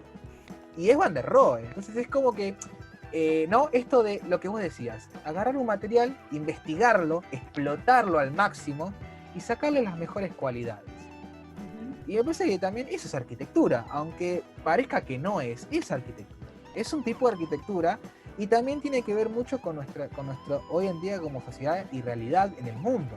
De entender que los recursos tienen un límite, entender de que lo que decíamos con Rosana, y me parece que también acá se aplica, de que no es que es un ciclo de vida que tiene un principio y un final. Me parece que tiene que haber un tema de reciclaje, porque es como que está bien, uno tira la basura, pero esa basura ¿a dónde va a parar? ¿No? Son cosas que el hormigón envejece, está bien, tiene un periodo de envejecimiento que es según los años que va pasando, porque obviamente una obra que se hizo cuando se creó el hormigón, hasta ahora sigue en pie, entonces se van contando esos años de duración. Pero es como, ¿no? El tema del reciclaje, el tema de los materiales, el tema de la investigación. Si querés dejar de compartir, así ya pasamos así podemos estar cara a cara y no vemos los bellísimos productos que haces. Pero lo que yo decía era que ya que como hablábamos este tema de la investigación, y ahí también hay un tema que me parece interesante que vos estás diciendo, eso de investigar. O sea, está bien, yo hice esto, ¿no? Yo tengo esto es mi propuesta, pero no es que nació de la nada, no, yo tuve que investigar, me llevó bastante tiempo entender el material, tuve que seguir investigando, probando, me han cerrado puertas, me han abierto puertas, y hoy estoy acá porque, bueno, sigo investigando, pero hasta ahora la investigación me ha llevado hasta acá. Y eso también me parece que es lo que falta en algunas facultades. Porque más allá de que la facultad yo creo que lo has vivido, yo lo vivo constantemente, pero me imagino que en la facultad uno piensa que le van a dar todo, y no es así, es como que no, uno tiene que poder llegar a ser un poco autodidacta, en el sentido de decir, bueno, yo tengo esto, y lo investigo y clase a clase, ¿no? Porque después pasa esto de, no, pues es una cátedra mala, porque nunca nos enseñaron nada. Bueno, pero porque tal vez es una cátedra de investigación, y yo he estado en cátedras donde me han dicho, no, es una cátedra que no sirve para nada, y a mí me sirvió, pero porque yo investigué. Entonces era como que, al final era mala o no era mala. Entonces es como, ¿no? La biodiversidad a veces genera eso, y como vos decías, y eso no solamente lo decís vos, sino que lo dicen algunos que otros titulares, y algunos que otros docentes y ayudantes, y también tanto varones como mujeres, de que no hay que creerse ese cuento de que uno se recibe y tiene un estudio y gente laburando y es un arquitecto estrella o arquitecta estrella. Obviamente todos quisiéramos ser eso, y me parece genial que los estudiantes cuando entren a la facultad, a la FADU, digan, yo quisiera cambiar el mundo. O sea, me parece genial. Me parece que uno entra también para, ¿no? Con ese pensamiento, y está bien, uno tiene ese pensamiento porque les gustaría querer cambiar el mundo. Pero también se puede cambiar el mundo de otras maneras, como por ejemplo lo estamos viendo ahora, como lo vimos anteriormente en las otras charlas, de gente que, bueno, que tiene un pensamiento que lo fue desarrollando desde el primer día que pisó la FADU, aunque inconscientemente, obviamente, ¿no?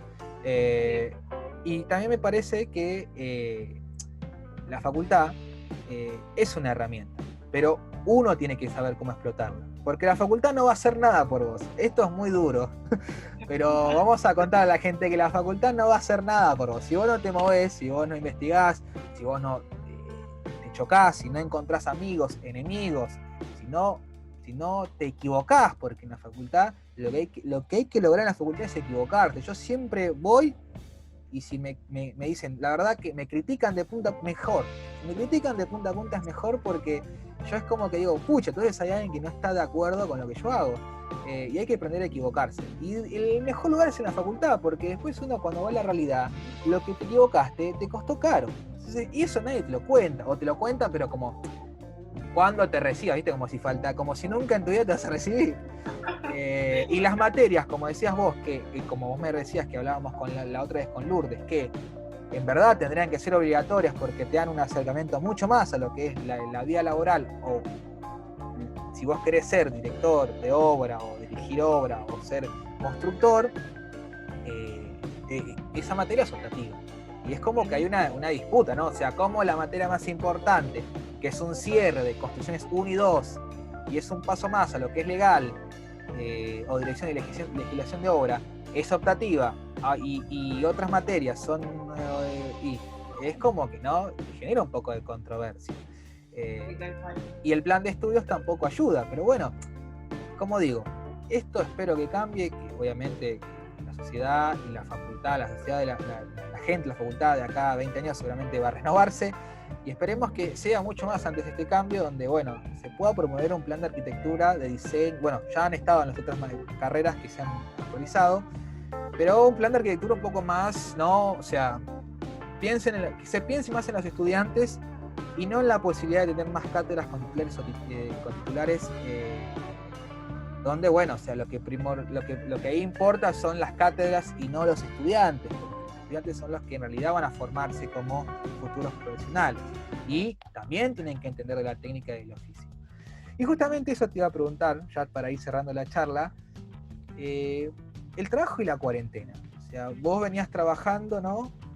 En tu taller, haciendo los productos que nos mostraste anteriormente.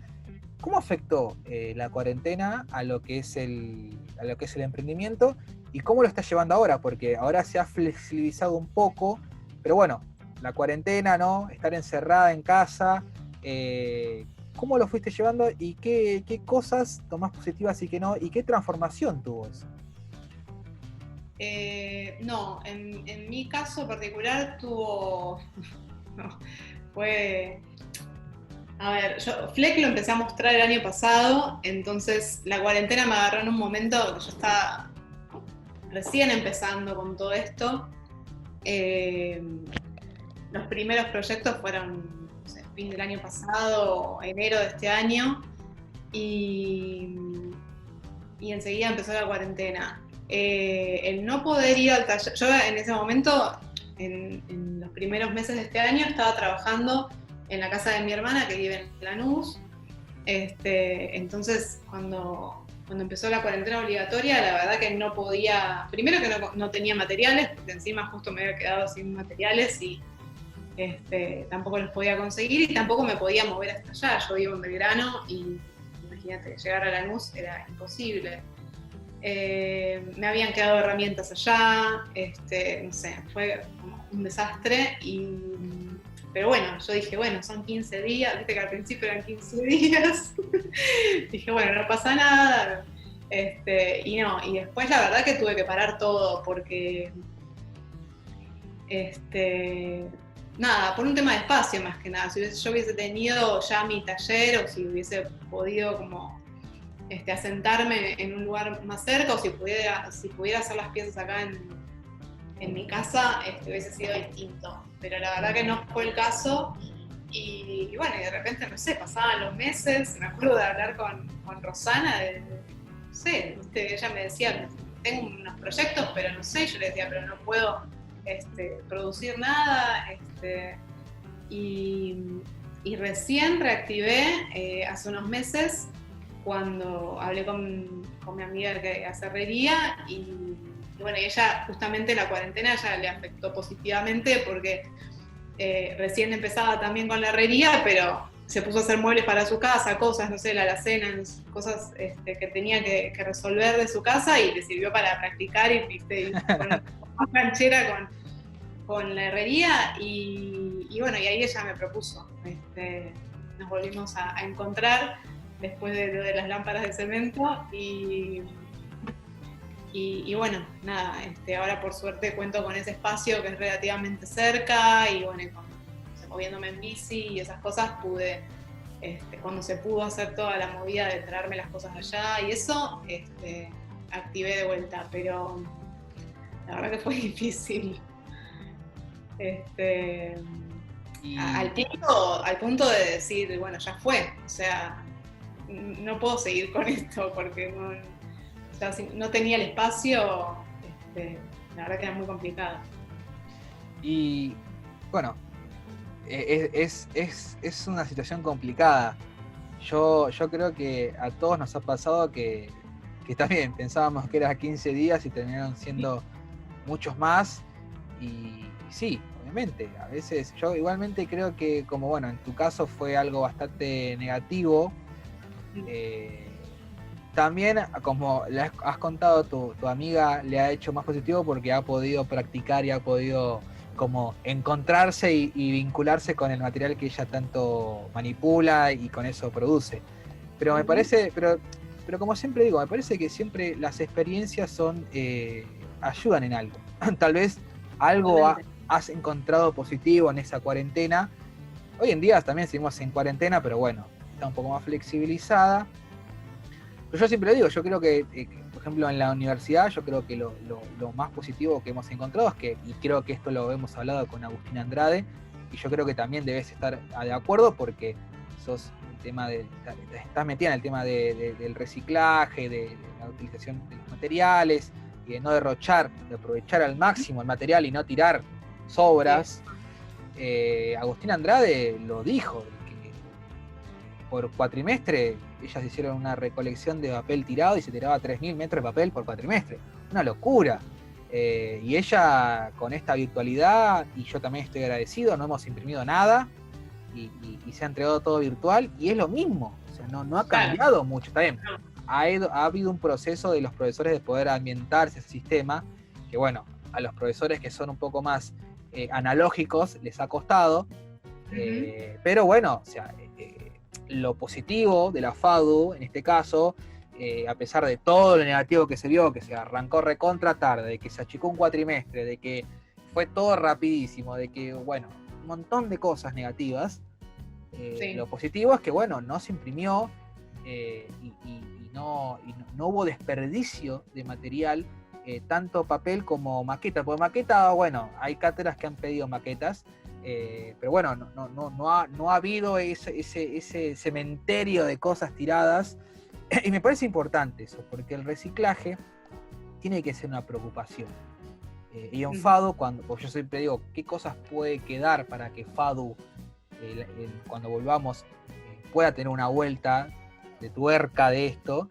Y yo creo que las entregas tendrían que ser por lo menos lo que es láminas virtual. O sea, no, yo sé que hay un tema con las personas que te imprimen abajo, pero bueno, venderán materiales, o sea, ¿no? Porque es una locura, o sea, además con esta inflación, lo que cuando nos fuimos salía 300 pesos, tranquilamente cuando hablamos va a salir 1.000, entonces es como, ¿no? Y además las colas, Y es Sí, como que no tiene sentido. es como que no tiene sentido y además es como, yo creo que es como decía un docente en una cátedra que yo cursé, estamos retrasando en vez de poder actualizarnos. Y esto creo que pasa en FADU, o sea, porque el plan de arquitectura no se actualizó, porque los talleres siguen estando igual que hace más o menos 35, mucho más, cuando estaban aquellos parasoles, que después cuando se cayó uno sacaron los parasoles. Entonces, y además en la Facultad de Arquitectura, con todo lo que conlleva, ¿no? El peso que lleva la FADU, que en su momento fue FAU y después fue FADU, el tema de que vos ves, y es una facultad que no fue pensada para los estudiantes, o sea, ni tampoco para los docentes, porque cuando hace mucho calor te morís de calor, cuando hace mucho frío te morís de frío. El otro día en la Térica de Instalaciones se cayó un ventilador, o sea, son un montón de, ¿no? O cuando se rompió un caño, ¿no? Son cosas que vos decís, y estamos en la facultad, o sea, en la Facultad de Arquitectura, ¿no? Es que es como, ¿no? Es como el lugar donde nosotros vamos a estudiar arquitectura está mal diseñado. Y son cosas que, está bien, costarán hacer, pero vamos desde el comienzo, ¿no? O sea, está bien, no arreglemos la FADU, pero sí pensemos en un plan que cohesione necesidades de los estudiantes, de los docentes, que no arruine los cargos que están ahora y que traten de poder ser que se unifiquen o que no. Pero bueno, es como que no, es como que está, es como que es símbolo de nuestro país. Bueno, está bien, ya está, quedó así y que tire hasta donde tire, porque lamentablemente en esta sociedad. Claro, con alambre, ¿no? Claro, nosotros aprendemos de los errores, es lastimoso. Lamentablemente los trenes cambiaron cuando chocó un tren. Entonces esas cosas no pueden pasar, no pueden seguir pasando. Entonces claro, es como que nuestra sociedad ya está ambientada así. Y es como que, y esto pasó en FADU. Nunca nadie previó una pandemia. Dijo, nunca va a pasar nada, dejemos todo así. Cuando pasó, estuvieron 6 meses para ver si arrancaban o no. Entonces es como que no, ¿y quiénes fueron los únicos perjudicados? Todos. Docentes también, porque los docentes tuvieron que recortar contenidos, tuvieron que achicar cursada, tuvieron que dar un montón de cosas, y tuvieron que dejar de pasar un montón de cosas, y los estudiantes tuvieron que, en una manera casi heroica, asumir contenidos, tener 20.000 entregas, claro, parciales. Entonces son un montón de cosas que obviamente esto no puede pasar en el año que viene. O sea, esto ya no se puede decir, bueno, sí, virtual el primer cuatrimestre y arrancamos. No. Tiene que, o sea, de los errores tenemos que aprender. Y como digo, para mí, como en tu caso hubo algo negativo y positivo, acá en la cursada también tiene que haber como algo positivo y negativo. Y obviamente las entregas virtuales, algo tiene que quedar de eso. Lo mismo que las teóricas. Pero bueno, nada, me he extendido porque es un tema que da para charlar. Sí, me parece que, bueno, más allá de que fue negativo en mi caso, después lo positivo es que también de alguna forma, creo que eso pasó como en todos los ámbitos, ¿no? Como empezar a ver, bueno, y cómo me la rebusco y cómo sigo adelante con esto, sigo con mi proyecto, no sigo con mi proyecto. Una cosa más de introspección, ¿no? Y ver realmente para dónde quiere ir uno, cuáles son las posibilidades y de qué manera se puede llevar a cabo. No fue todo negativo, o sea, lo negativo es que yo no tenía un espacio físico donde poder producir materiales, pero nada, hubo todo un tema interno de bueno, ver, además de que Flex soy yo sola, entonces tenés que aprender también a comunicarte por redes, a entender clientes, pensar el diseño de cómo mostrar las cosas, pensar un feed, producir, entregar, lijar, todo pasa por mí. Entonces, cuando vi que era más o menos viable y surgió esta posibilidad de compartir taller con mi amiga, que también es arquitecta, bueno, dije, vamos con todo. Y bueno, y ahí resurgió Fleck, ¿no?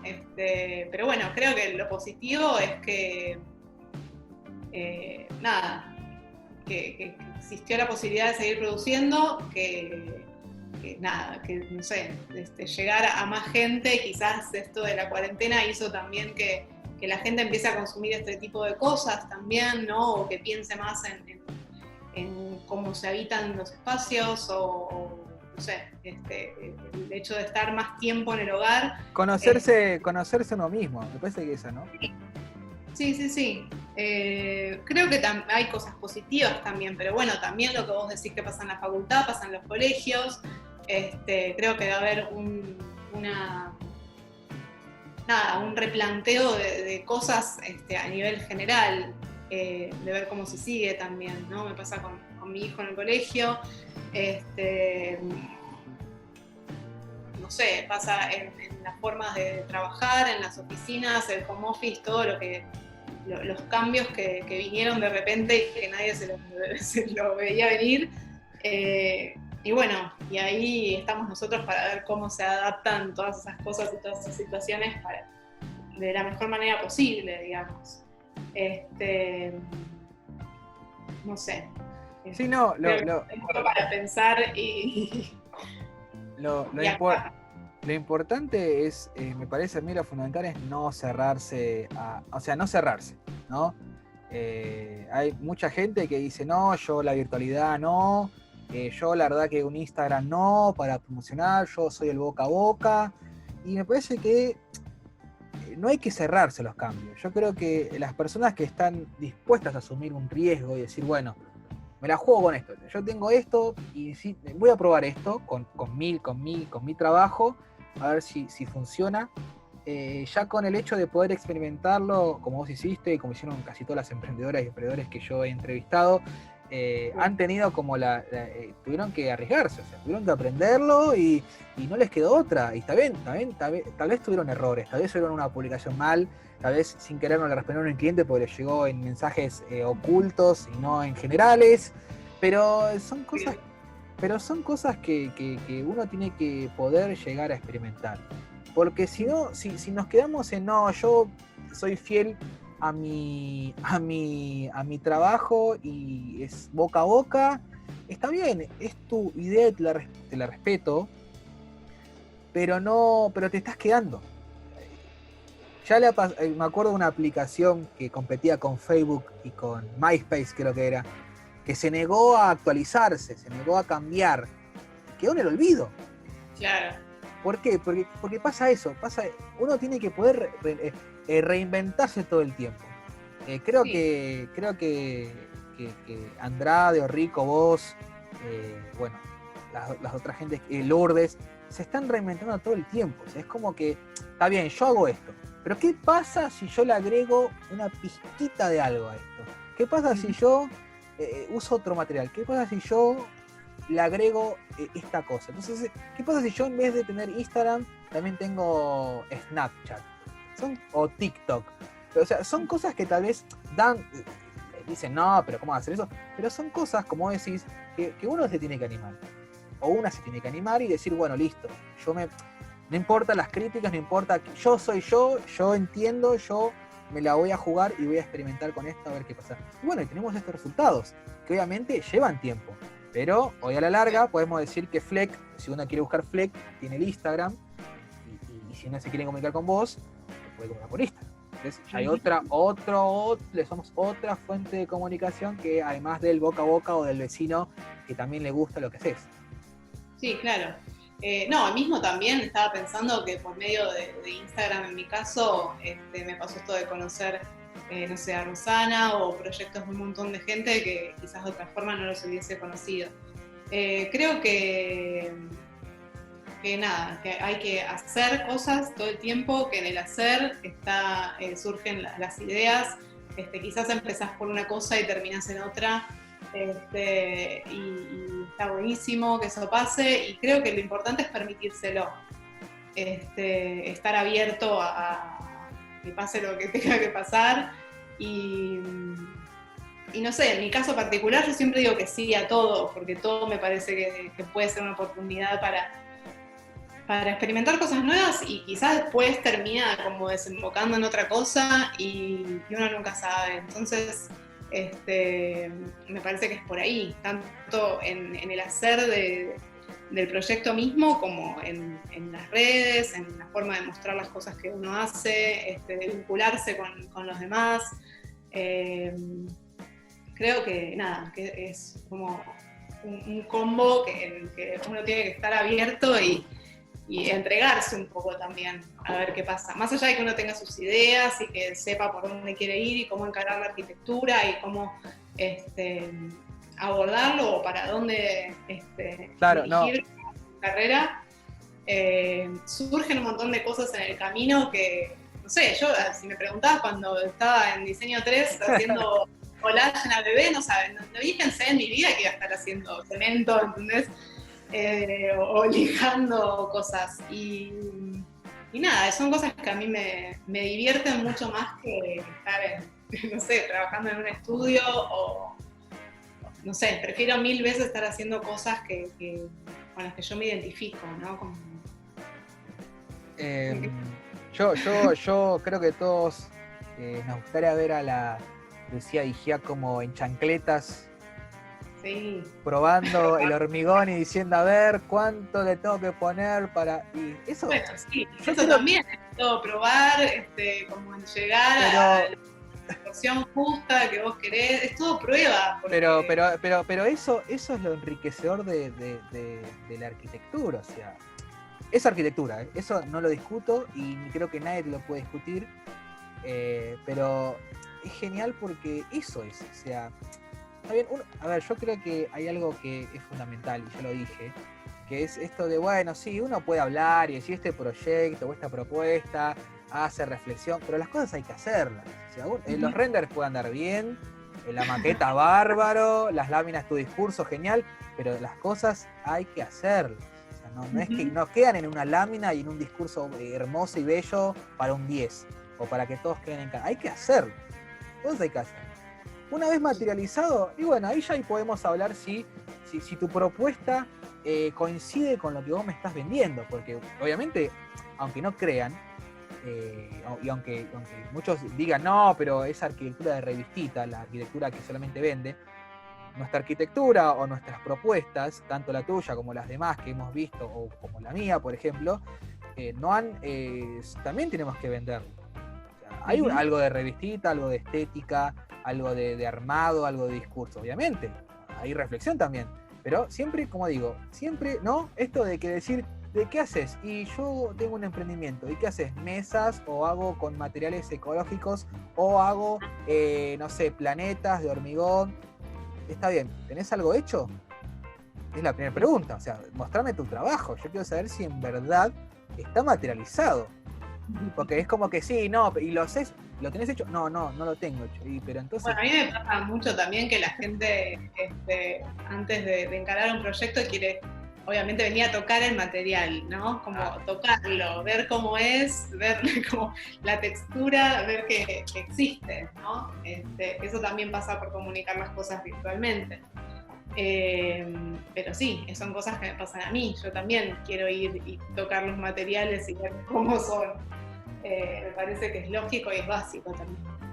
No, por eso yo también admito que yo también quiero ir a tocar ese material que haces porque dan ganas de tocarlo, dan ganas de tocarlo y además es increíble como, bueno, el impacto visual que tiene también es, no sé si es solamente el trabajo en sí o también hay un tema también de una buena fotografía, ¿no? Porque también es esas cosas, ¿no? Que uno dice, pero la fotografía lo tiene que hacer un fotógrafo, no, el arquitecto también sabe de fotografía.